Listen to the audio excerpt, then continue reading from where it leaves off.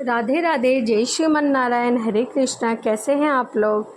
आशा करती हूँ कि भगवान हरे की कृपा आप सभी पर बनी रहे, आप सभी स्वस्थ हो, अच्छे हो। इसी कामना के साथ आज हम सुनेंगे हल छठ या फिर हल पष्ठी या फिर डाला छठ की कथा। इसे 3 नामों से जाना जाता है, हल छठ, हल षष्ठी या फिर डाला छठ। यह व्रत कई नामों से जाना जाता है। आपके यहाँ इसे किस नाम से करते हैं, आप कमेंट के माध्यम से ज़रूर बताएं। तो चलिए इसी के साथ वीडियो को शुरू करते हैं और व्रत की कथा सुनते हैं। हल छठ क्यों मनाया जाता है? इस दिन भगवान श्री कृष्ण के बड़े भाई बलराम जी की समर्पित है। हल छठ का व्रत रखने और इसकी पूजा करने से मनुष्य के जाने अनजाने में जितने भी पाप होते हैं सभी नष्ट हो जाते हैं और उनकी मनोकामना पूर्ण हो जाती है। आइए अब हम कथा शुरू करते हैं। और मैंने इस वीडियो में टोटल 6 कथा सुनाई है, क्योंकि हल षष्ठी जो व्रत है उसमें ये 6 कथा सुनने का विधान है। तो आइए सबसे पहली कथा सुनते हैं। मथुरा के राजा कंस अपनी बहन देवकी को विवाह उपरांत विदा करके ले जा रहे थे। तभी आकाश में आकाशवाणी हुई कि देवकी का 8वां गर्भ ही तेरी मृत्यु का कारण बनेगा। यह जानकर कंस ने अपनी बहन और बहनोई को कारागार में डाल दिया और वासुदेव देवकी के 6 पुत्रों को एक एक करके कंस ने मार डाला।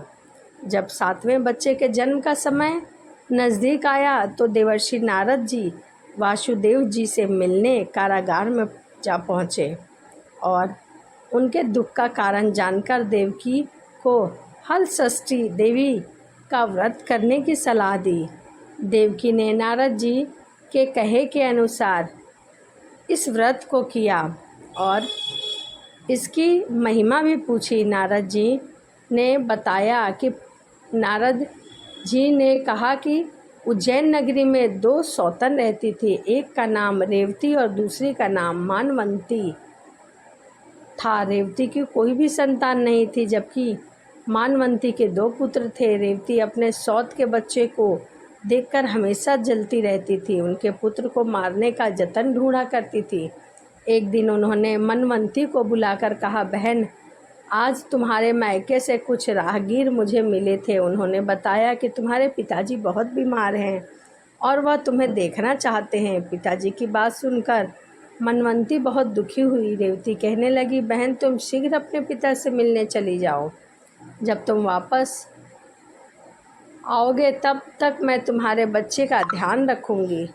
रेवती की बात को सच मानकर वह अपने पुत्रों को अपनी सौत के पास छोड़कर चली गई। जब रेवती बच्चों को मारने का अच्छा मौका जानकर उन दोनों बच्चों को मारकर जंगल में फेंक आई। इधर जब मानवंती मायके पहुंची तो पिता को स्वस्थ देखकर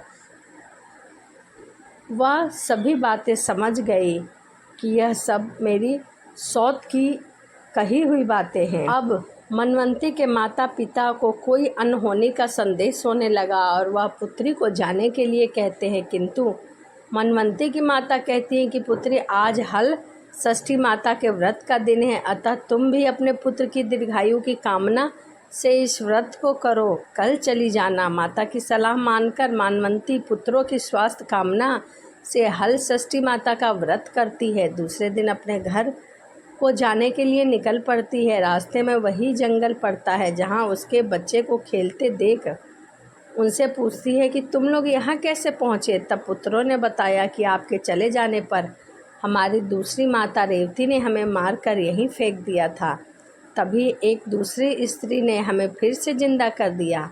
अब मानवंती को समझते देर न लगे कि यह सब माता हल षष्ठी की कृपा से ही संभव हुआ है। अब माता की जयकार करती हुई वह घर गई। नगर में मनवंती के पुत्रों को पुनः जीवित देखकर माता हल षष्ठी की महिमा जानकर सभी स्त्रियां हल षष्ठी का व्रत करने लगी। इसके बाद नारद जी देवकी जी से कहने लगे कि अब हल षष्ठी माता की दूसरी कथा कहता हूँ, इसे ध्यानपूर्वक सुनना।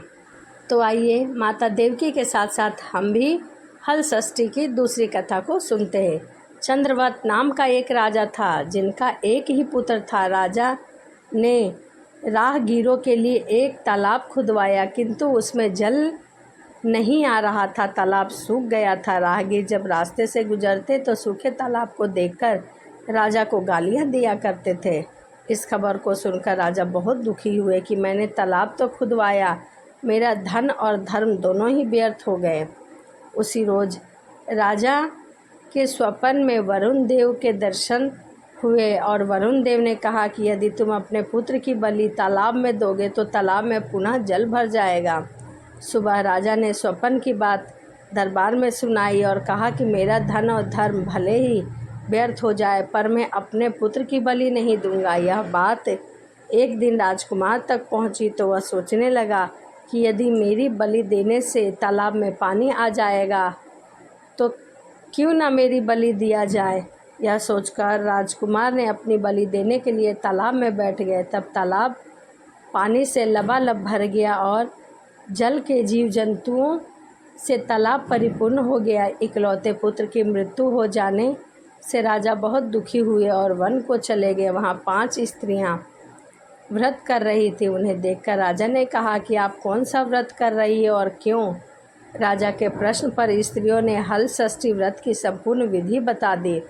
इसे सुनकर राजा वापस नगर को आ गए और अपनी रानी के साथ इस व्रत को किया। व्रत के प्रभाव से राजकुमार तालाब से जीवित होकर बाहर निकल आया और राजा परिवार सहित हल षष्ठी माता की जय जयकार करते हुए सुखपूर्वक निवास करने लगा। इसके बाद नारद जी देवकी से हल षष्ठी व्रत की तीसरी कथा कहना प्रारंभ करते हैं। तो आइए साथ में हम भी तीसरी कथा का श्रवण पान करते हैं। दक्षिण में एक सुंदर नगर था। वहाँ एक बनिया अपनी पत्नी के साथ रहता था। दोनों पति पत्नी स्वभाव के बहुत ही अच्छे और संस्कारी थे। बनिया की पत्नी गर्भवती होकर संतान को जन्म देती थी, किंतु दुर्भाग्यवश उसकी संतान कुछ समय बाद ही मर जाती थी। इस प्रकार एक एक करके बनिए की पत्नी को 6 संतानें हुए और 6 के 6 मृत्यु को प्राप्त हो गए। इस कारण दोनों पति पत्नी बहुत दुखी होकर संतान की कामना लेकर घर से वन को चले गए। वहाँ जंगल में एक साधु से उनकी भेंट हुई तो उन्होंने साधु से अपनी व्यर्थता सुनाई। साधु ने ध्यान लगाकर देखा कि बनिया की संतान कहाँ है। साधु ध्यान में मग्न कुबेर, वरुण, इंद्र आदि लोगों में ढूंढा, किंतु बनिया के बच्चे नहीं मिले। तो साधु ब्रह्मलोक गए। वहाँ साधु ने बनिया की सारी संतानों को देखकर उन्हें अपने माता पिता के पास लौटने का आग्रह किया।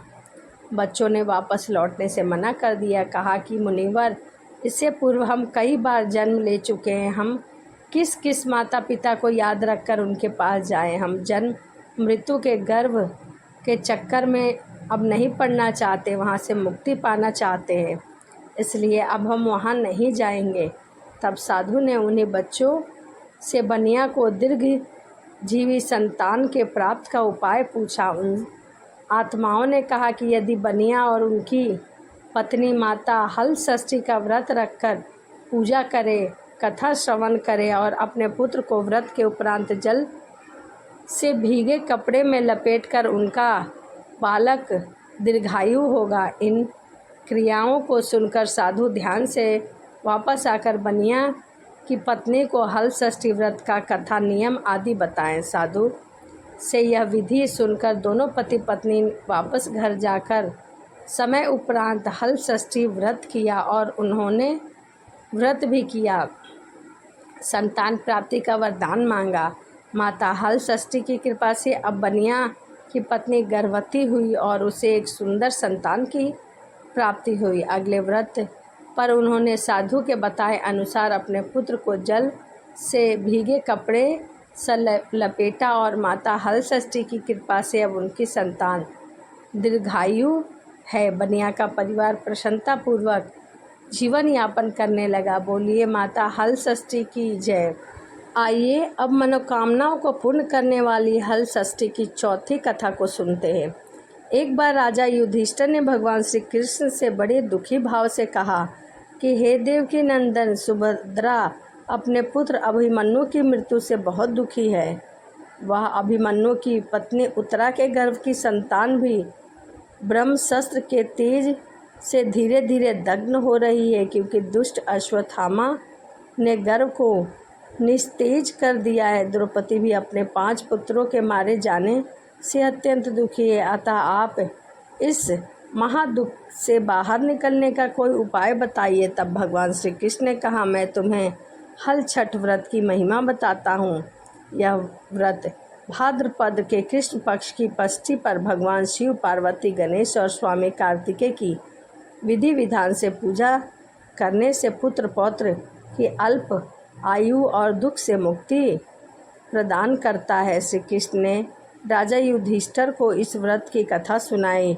पूर्व काल में सुभद्र नाम का एक राजा था, जिसकी रानी का नाम सुवर्णा था। राजा रानी को एक हस्ती नामक पुत्र था। एक बार राजकुमार हस्ती धाई माँ के माता गंगा स्नान करने गए। बाल स्वभाववश हस्ती जल में खेलने लगा। तभी एक मगरमच्छ ने उसे अंदर खींच लिया। इसकी सूचना धाई माँ ने जाकर रानी सुवर्णा को सुनाई। इस पर रानी ने क्रोध में आकर धाई माँ को पुत्र को धधकती हुई आग में डाल दिया। पुत्र शोक से व्याकुल धाई माता निर्जन वन में चली गई और वन में एक सुनसान मंदिर के पास जाकर रहने लगी। वन में सूखा महुआ आदि जो भी मिलता उसे खाती और वहीं पार्वती, गणेश, कार्तिकेय का पूजन करके दिन बिताती। इधर नगर में एक अद्भुत घटना घटी। धाई माता का पुत्र आग की भट्ठी से जीवित होकर निकल गया। यह खबर पूरे गांव में फैल गई। इस घटना के विषय में पुरोहित ने पूछा।